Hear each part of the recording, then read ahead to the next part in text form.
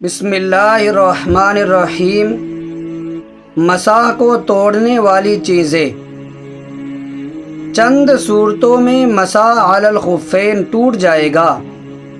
Number 1، نواقض وضو یعنی بول و براز وغیرہ۔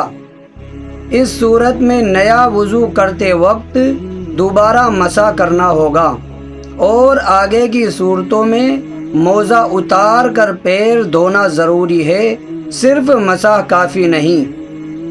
نمبر 2، پورے موزے کا اتار دینا یا پیر کا اکثر حصہ باہر آ جانا۔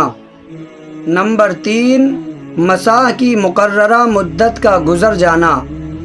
نمبر 4، موزہ پہنے ہوئے کسی ایک پیر کے اکثر حصے تک موزے کے اندر ہی پانی پہنچ جانا۔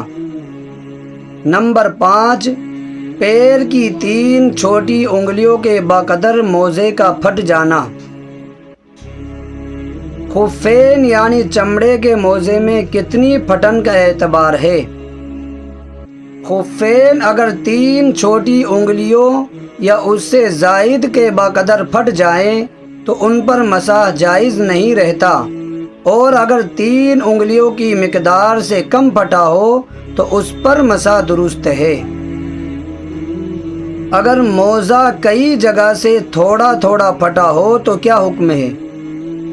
اگر ایک ہی موزہ کئی جگہ سے تھوڑا تھوڑا پھٹا ہو اور وہ پھٹن پیر کی چھوٹی 3 انگلیوں کے بقدر پہنچ جائے تو مسح کرنا درست نہ ہوگا، اور اگر دونوں موزے تھوڑے تھوڑے اس طرح پھٹے ہوں کہ دونوں کو ملا کر پھٹن 3 انگلیوں کے بقدر ہو جاتی ہو تو اس کا اعتبار نہیں کیا جائے گا، ان پر مسح کرنا درست ہوگا۔ زخم پر مسح کے مسائل۔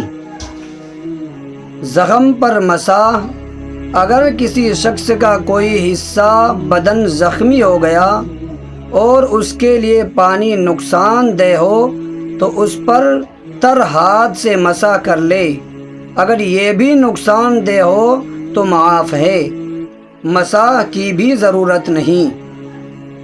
زخم کی پٹی پر مسح کرنے کا حکم۔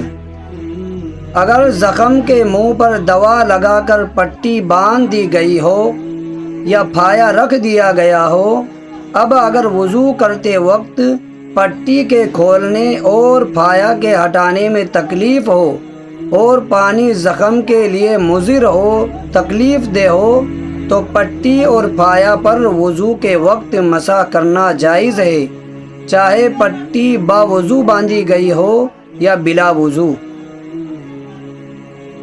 پلاسٹر پر مسح کرنے کا حکم۔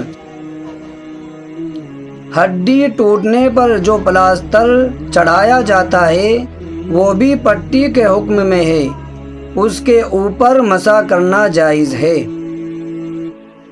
زخم اچھا ہونے پر پٹی گر جائے تو کیا حکم ہے؟ زخم کی پٹی اگر اچھا ہونے سے پہلے گر گئی تو دوبارہ پٹی باندھنے پر شروع سے مسح کرنا ضروری نہیں، اس لیے کہ عذر باقی ہے۔ ہاں، اگر زخم اچھا ہونے کے بعد پٹی گر گئی یا کھول لی گئی تو اب زخم یعنی پٹی کے نیچے کے حصے کا دھونا ضروری ہوگا، اور پٹی ہٹنے کی وجہ سے سابقہ مسح باطل ہو جائے گا۔ پٹی بدلنے پر مسح کا اعادہ مستحب ہے۔